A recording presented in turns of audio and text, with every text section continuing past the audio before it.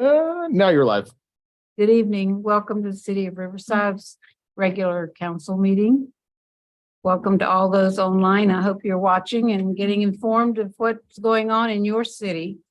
At this time, I will call the meeting to order and ask the clerk to please call the roll. Mr. Denning, Here. Mrs. Franklin, Here. Ms. Fry, here, Mr. Joseph, Yes. Ms. Lomach, Yes, Mr. Maxfield, Mayor Williams. and do Move to we, excuse. a second? Second. Motion by Mr. Joseph, second by Mr. Denning, to excuse the absence of the mayor and Mr. Maxfield. Mr. Maxfield. Thank you. All those in favor? Aye. Those opposed, same sign. Hearing none, motion passes. City manager, are there any corrections to the agenda? No, ma'am. Move to approve. Second. Motion by Mr. Denning, second by Mr. Joseph. All those in favor? Aye. And could you please stand and join me in the pledge of allegiance? Pledge allegiance to the flag of the United States of America and to the republic for which it stands, one nation, under God, indivisible, with liberty and justice for all.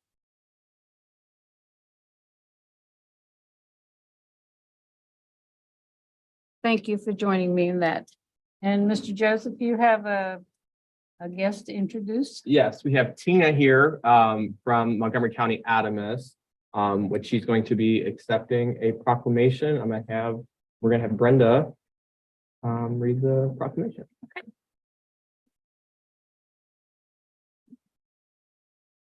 Proclamation recognizing National Mental Health Awareness Month. Whereas mental health is an essential component of overall health and well-being for all individuals, families, communities in the city of Riverside, Ohio. Whereas mental health disorders affect millions of people across the United States, with 1 in 5 adults experiencing mental illness each year, and approximately 1 in 6 children aged 6 to 17 experiencing a mental health disorder.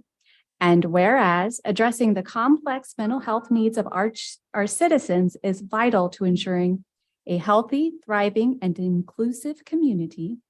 And whereas Mental Health Awareness Month has been observed in the United States each May since 1949, providing an opportunity for education, support, and advocacy around mental health issues. Whereas the City of Riverside recognizes the importance of mental health as a critical issue impacting our community and is committed to supporting the efforts of local organizations, healthcare providers, educators, and advocates who work tirelessly to raise awareness, provide resources, and reduce stigma associated with mental health challenges. And whereas through public education and awareness, we can encourage early identification, intervention, and access to appropriate mental health services, thereby improving the lives of those affected and contributing to the overall well-being of our community.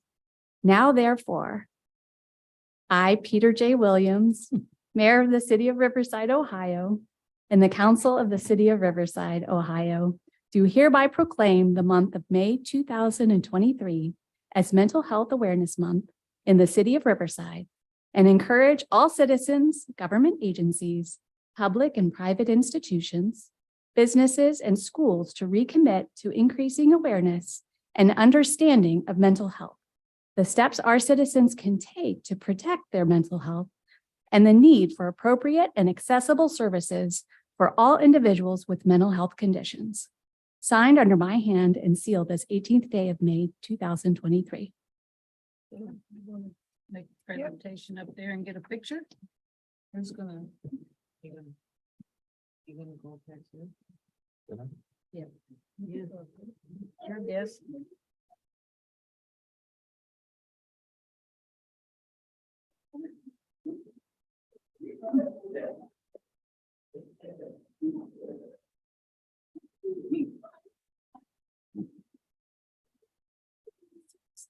Well, let's get over here.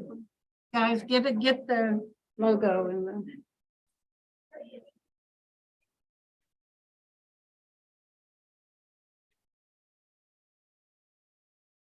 Ready?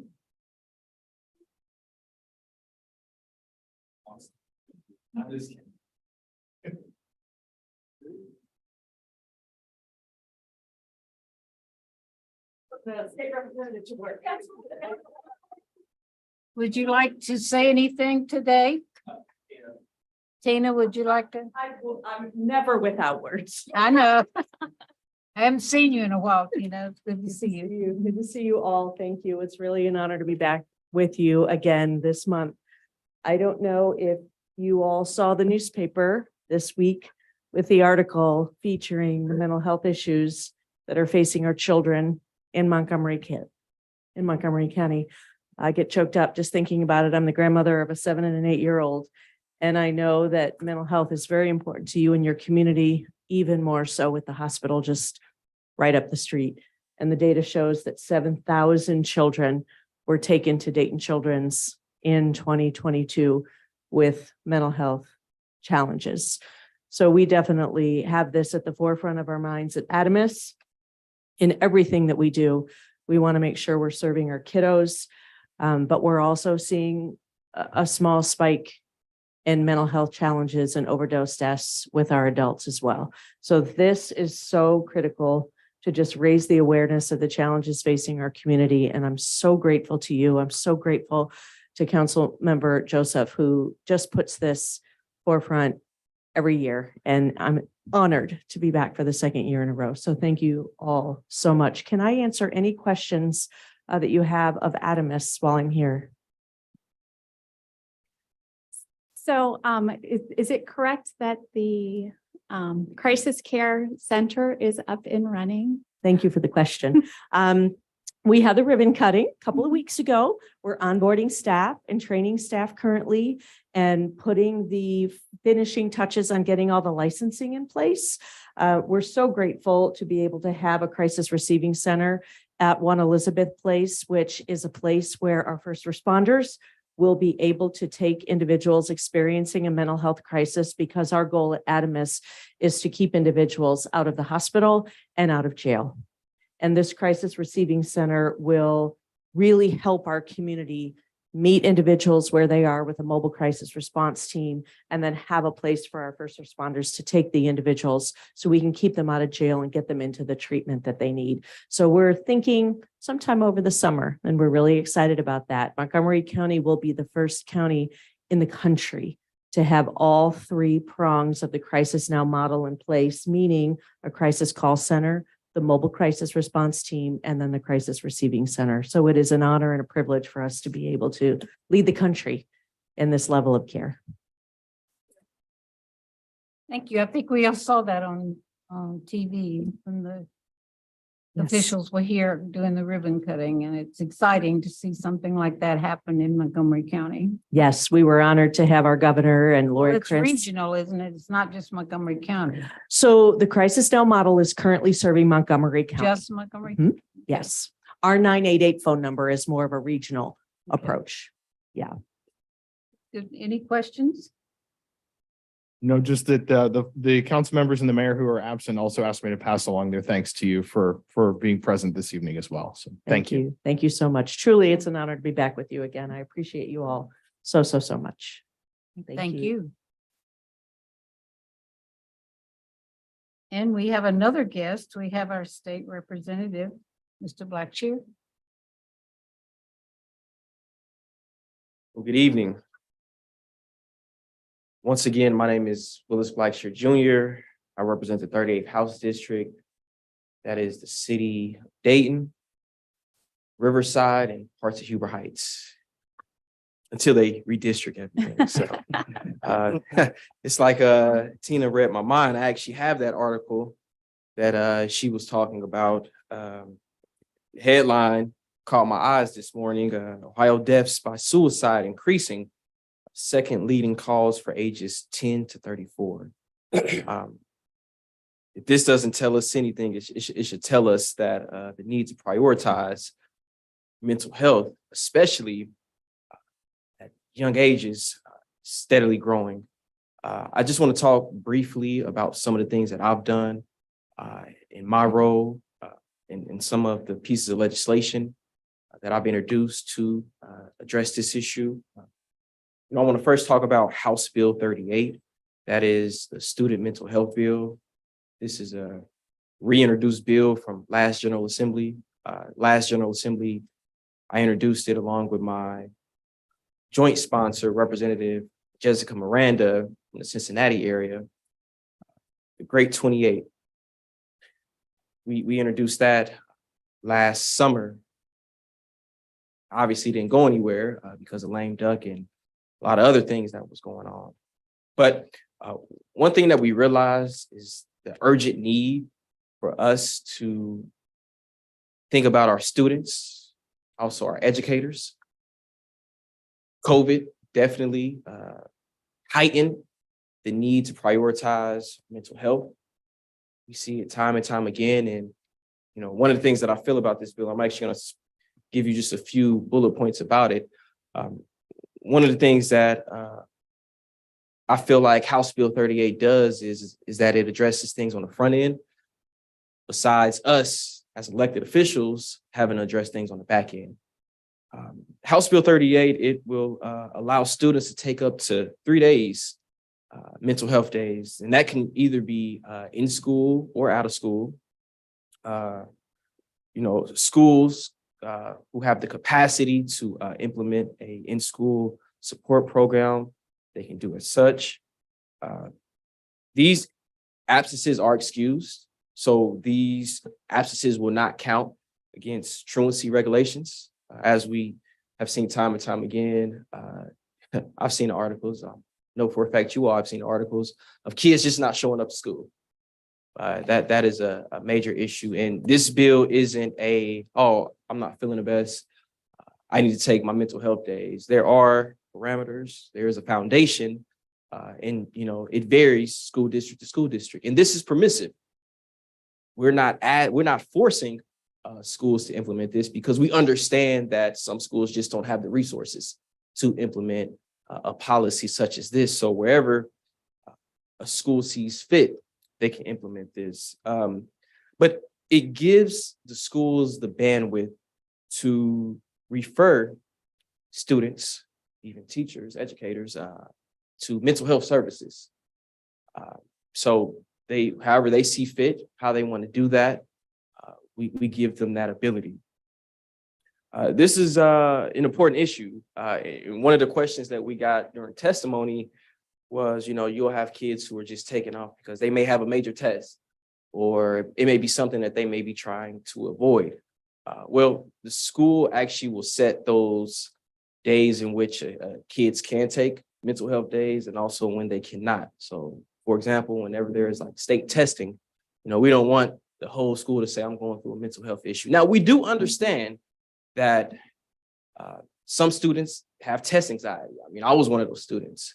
And that's why we set up a program to where kids, if they need to take it in school, they can. And sometimes, it may just be a period or two or just 15 minutes just to get themselves together. So that is House Bill 38. And then something that I just introduced last week, it doesn't have a bill number yet, but it will basically designate April as Counseling Awareness Month. And just to shed more light on the need for counselors, we obviously have seen an uptick of the need of counseling services. And, one of the things that this bill does is it highlights what counselors do and it honors and celebrates the counselors that we have currently. So we have yet to get a bill number for that, but that is something that I just introduced. So just know that I'm an advocate because I understand the need for these services. Done some work with Adamus, phenomenal organization. And, growing up, mental health used to be considered a taboo. I remember whenever I wasn't feeling the best, my parents would just tell me, just go to sleep. When you wake up, everything will be fine. Well, that was not the case. And this is something that we just have to address head on. We cannot go around it. We cannot go over it. We cannot go under it. We have to we have to attack this head on. And I definitely believe that it will bring a lot of strong benefits for our communities. So with that, I am open to taking any questions. And once again, thank you all for having me. Anyone like to address Mr. Blackshear? I don't got any questions. I'll say this. And Willis and Tina, thank you so much for coming out. I know this is important. Obviously, Tina, for you, this is your full-time job. And Willis, I know that you've made a lot of initiatives at the state level regarding mental health. And what I hope that for the people in this room and for the people watching online is that you're not alone dealing with mental health issues.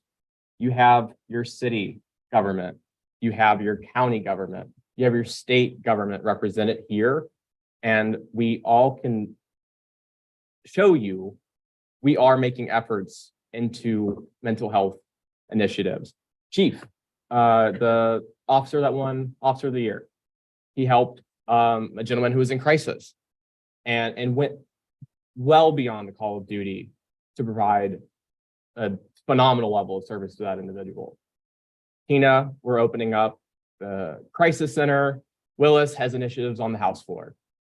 So there is actions being taken in every step of your local government. And that's the big thing with mental health, is that people need to understand that you're not alone. There's so many people going through the same exact thing that you are. And on a personal note, it's easy to say that these services are out there. It's something else when you actually need them.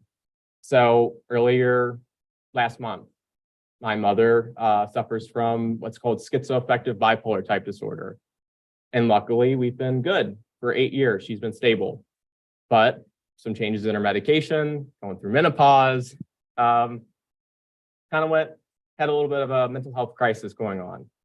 We got her the help that she needed. We took her to the crisis center, or UC emergency psychiatry in Cincinnati. We got her into a hospital. We were having issues coordinating her care with the hospital. So what do? Call Pilot Badvis board. Talk to Tina. Tina got me in contact with someone on her staff who pointed me in the right direction to who to contact at the hospital. I got in contact with the right people, coordinated with my mom's care team. And it's been about, she's been out of the hospital about 3 weeks. She goes back to work this weekend, back to work after being hospitalized with a manic depressive episode. So there are services out there. They do work. They can help you, and you're not alone. So thank you, Willis. Thank you so much, Tina. And I appreciate everything that you guys do on a day-to-day basis. And It's all about collaboration. I appreciate you for extending the offer for me to actually come and say a few words. And one thing I didn't highlight that I feel like is important, increased funding. That's something that we fought for in the budget. And that is going to be something that we will continue to advocate for, because we can have a lot of services, but if these services don't have money, they can only help but so many people. So I think that's important as well. So, thank you.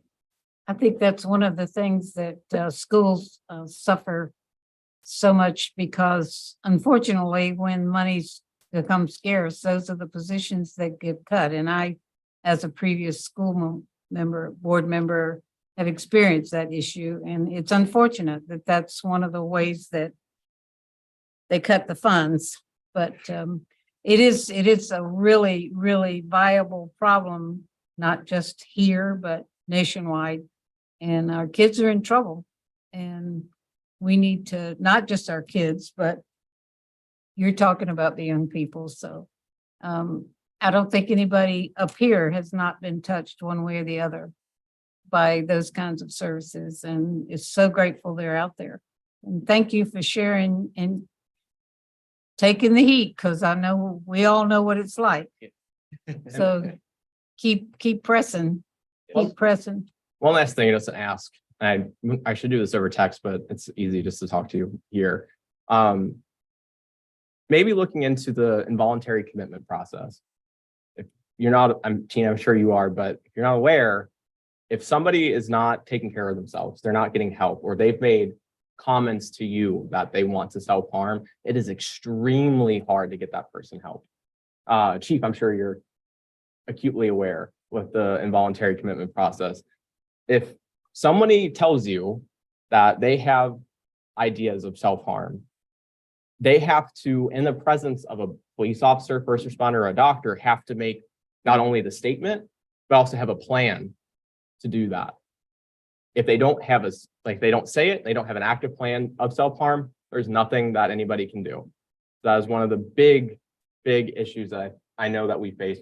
I've dealt with it in the last month of trying to get my mother help. She told me some scary things. And it wasn't until she made a couple of statements in front of a doctor that I was actually able to get her the help that she needed. So that's one thing I would just say, if we could maybe look at, that'd be really, really helpful. In Thanks addition for to taking- that, there are resource issues because my family's been a part of the statistics that you both have talked about, and I'm really appreciative that this is here tonight and the city is recognizing this. I lost my son at 19 to suicide. He had no previous history of mental health that we knew of. But recently we took my daughter to Dayton Children's and she has been there before. So she's one of last year's statistics, as well as the past 5 years since she lost her brother. And, you know, you go in and because she's been there before, if they don't have a bed, they turn them away. And, you know, if you take a child, she's 16, and you're telling them, you know, she needs help and there's not the resources, you know, you have even parents out there that are, you know, looking to people like you. And so I'm really appreciative that you both are here. And I just wanted to make sure that you do that. I think we all have a story and, you know, my brother was a subject of PTSD that there was no treatment for. And at 49 decided it was over. So I think everybody's got a story and we know it's there, but whether we are willing to step out and fight for it is another thing. So thank you for everything you're doing. Thank you. Yep, we appreciate you being here. And just quickly to add, again, Representative Blackshear, thank you again on behalf of Councilmember Maxfield and Mayor Williams, just for your time. We really appreciate, of course, you coming to visit. And obviously the partnership, like everybody has said, just to echo all of that. The work that we all do, I think is only amplified when we're working together with the state on these kinds of issues. And just to echo, I think everyone here appreciates that, including the mayor, including Councilmember Maxfield as well. So thank you again.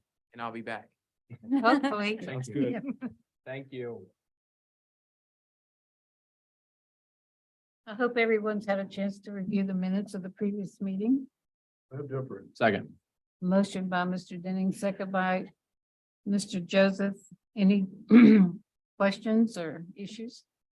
Hearing none, we call for the question. All those in favor. Okay, It's just minutes. yes, all It's those minutes. in favor, Aye. Aye. opposed, same sign. Okay, thank you. That sort of took me back for a minute when you started talking about your child. So do we have any citizen petitions to be accepted for? I have none. Thank you, clerk. Oh, you can give it to me. Yes.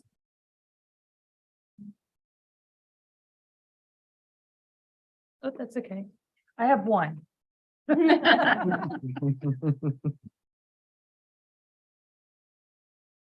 this is the subject of the.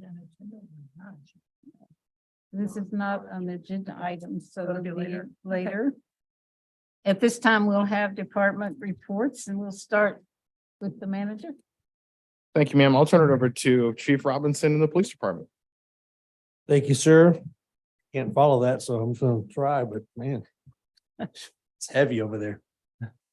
Whew. I can relate though. So we are going through the process of hiring. We're right now 3 people down, so we're doing some oral interviews this past week. Had 2 candidates come in. Both of those now moved on to the background phase of the process. One of the officers that we have in our FTO actually now is currently into the what we consider the shadowing phase of the process, where he's on the car by himself, and the officer just kind of shouting, following around where he's going and make sure he's okay and make sure he's doing everything he needs to do properly. Seems to be doing pretty well. Unfortunately, yesterday I had one of the worst things to do as a police chief, and is actually had to probationary release one of the folks that were in a process in the FTO program. So it's not easy to do that, but we just felt like it was a time for that to happen. So that's why we're down one more person.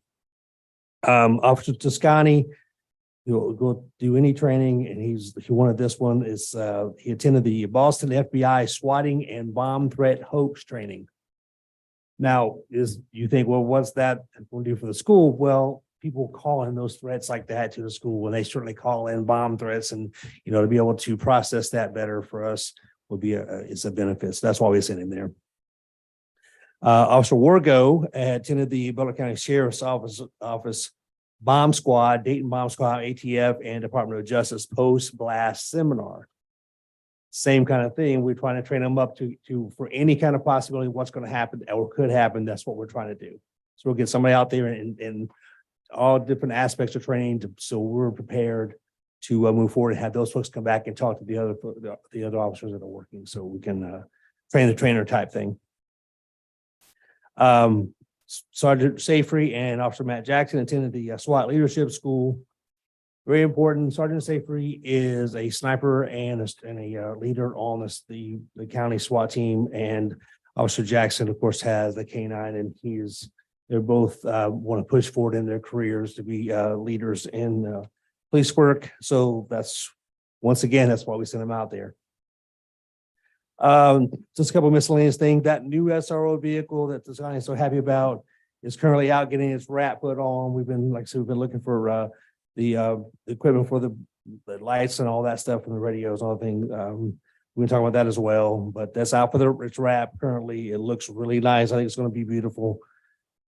One of the things that we hadn't done yet, and we just realized today or yesterday, was our national testing site that we've been using hasn't been running our stuff, continuously.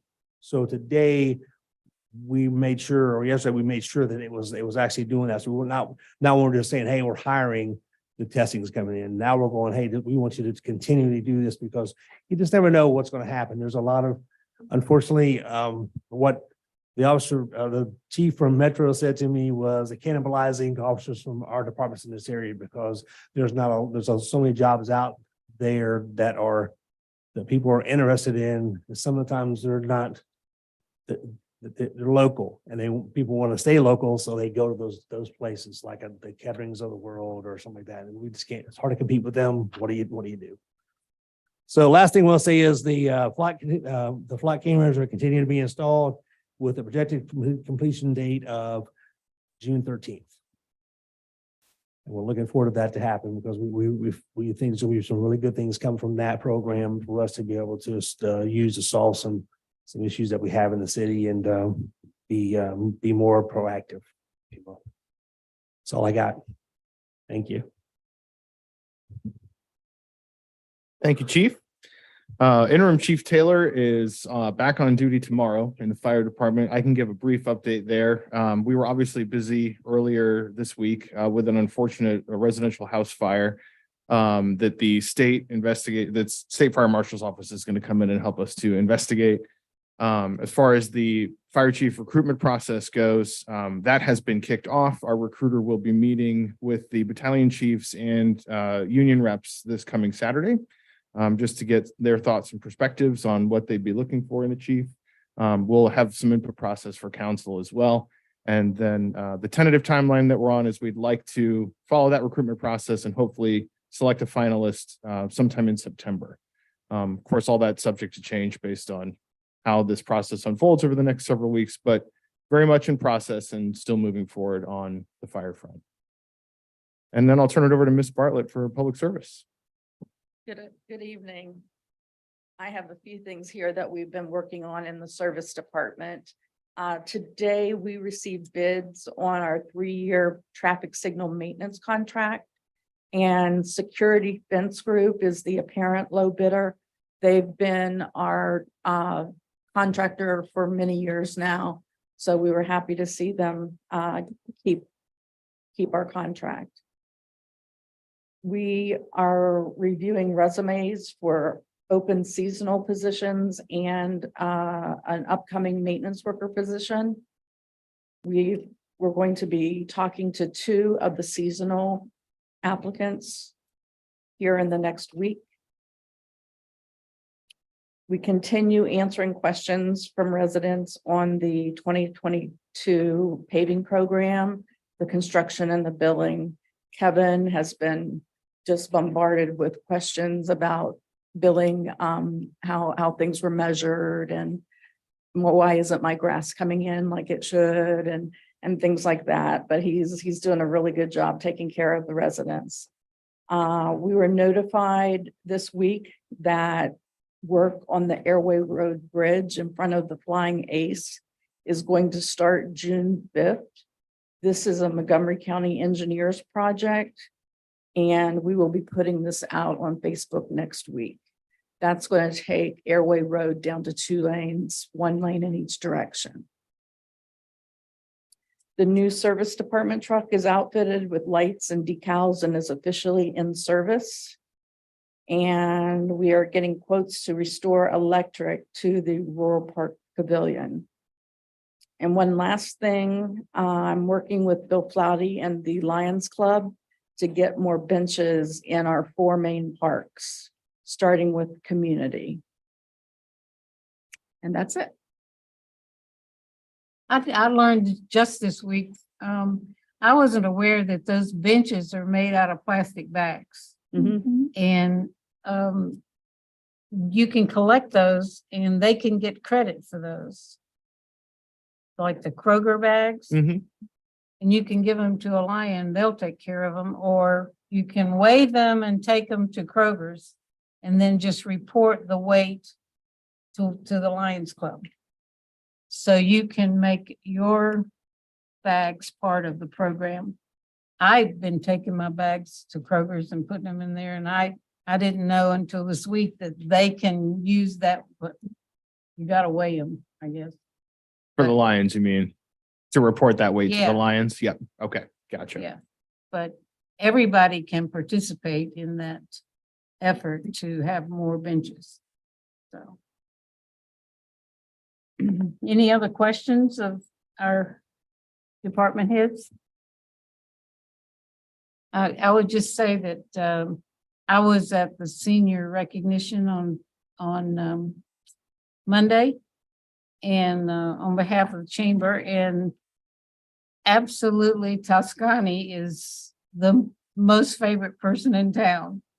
It's absolutely, when they did the senior walk and all that, I was standing very close to him, next to him.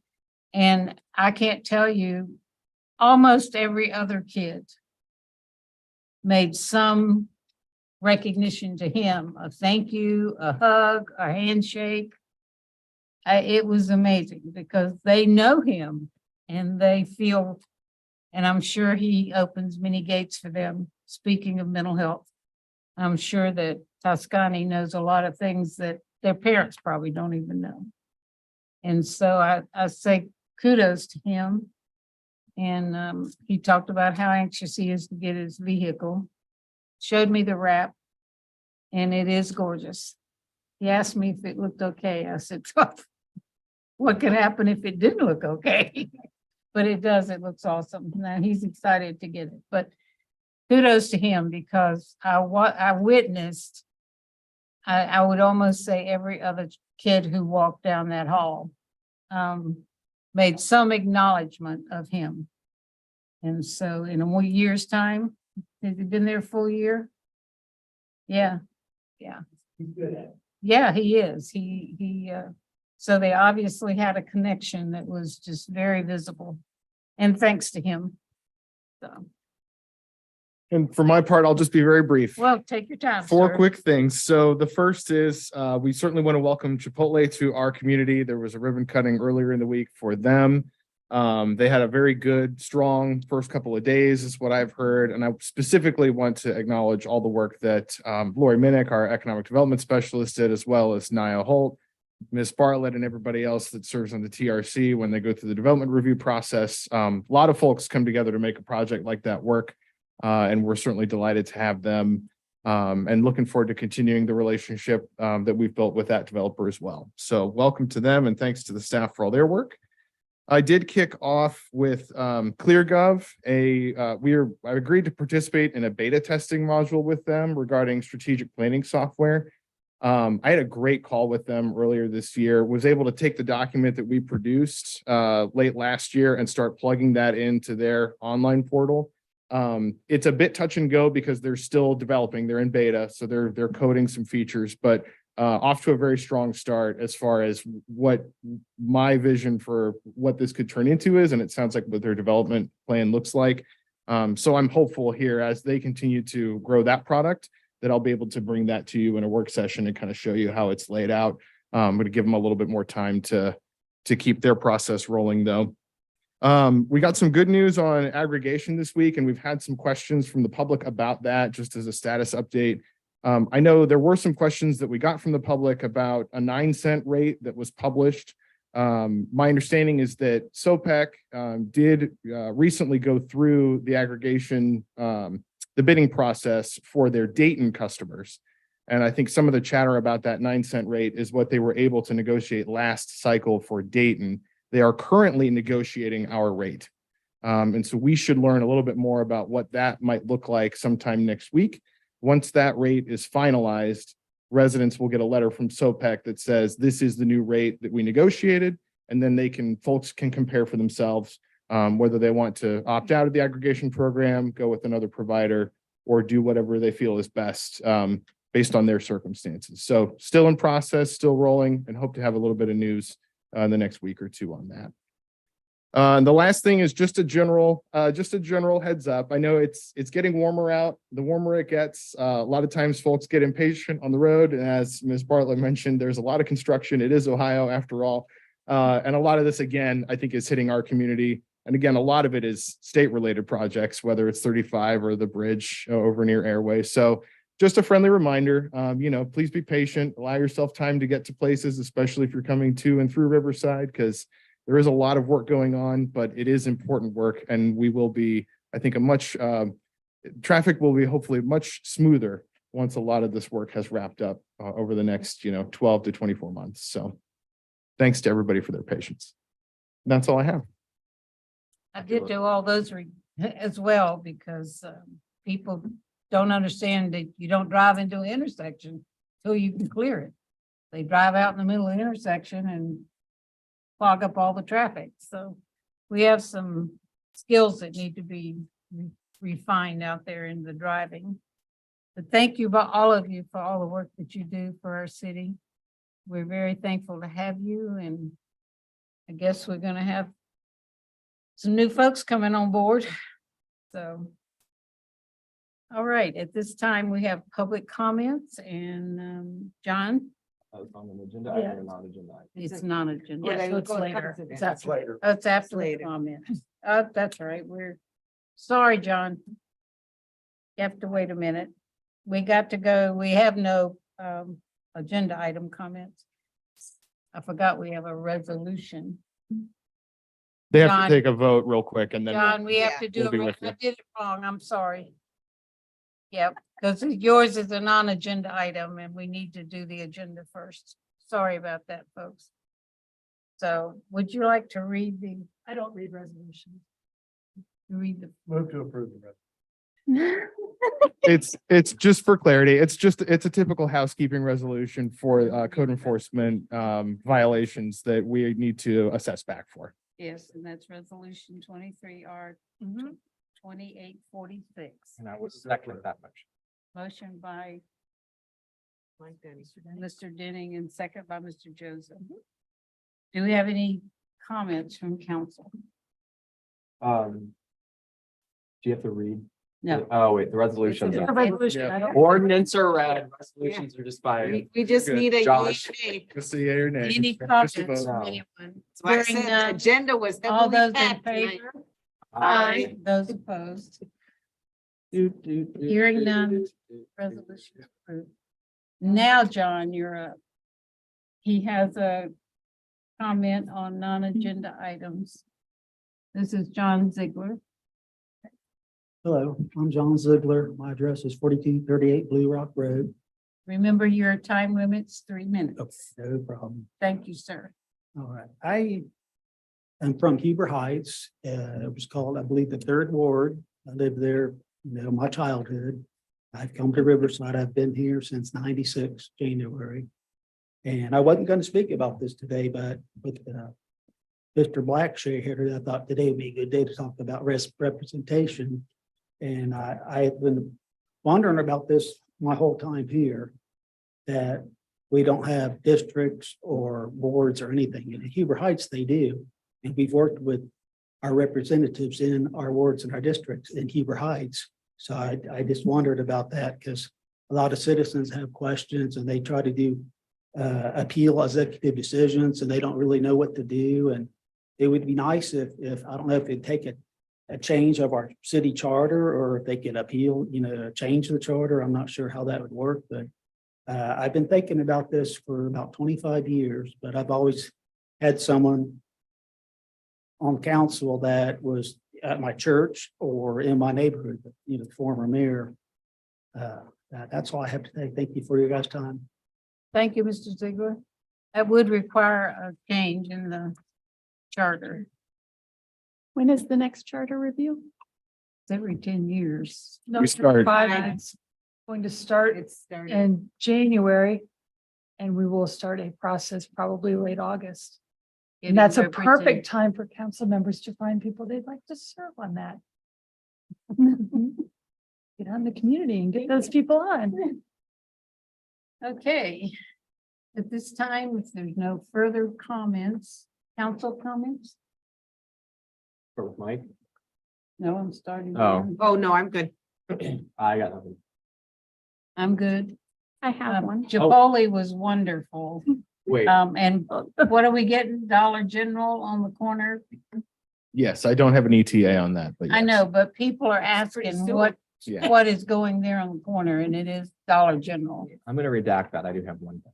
Let me see the message I sent Brenda. Hold on. I'm gonna steal your thunder because I can do this for the first time ever.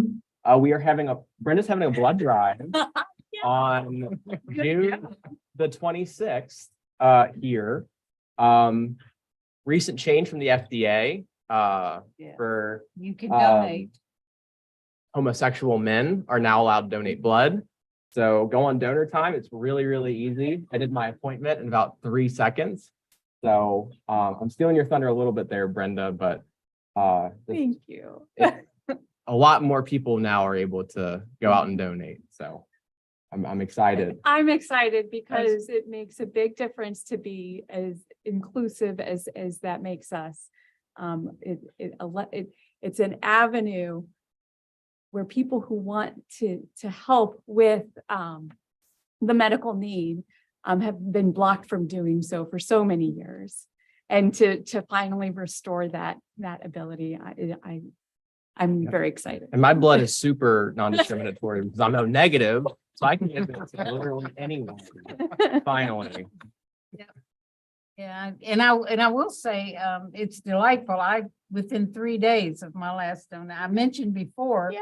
that I got a thank you that my blood went to Kettering to a female or whatever.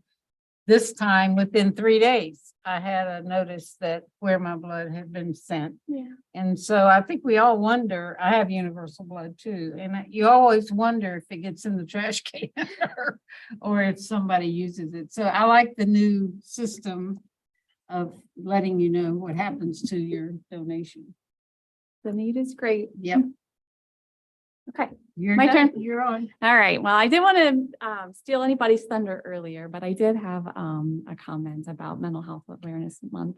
I follow a blogger on the blog A Life in Progress, and she posted something that I thought was really impactful, and I want to share it with everyone tonight.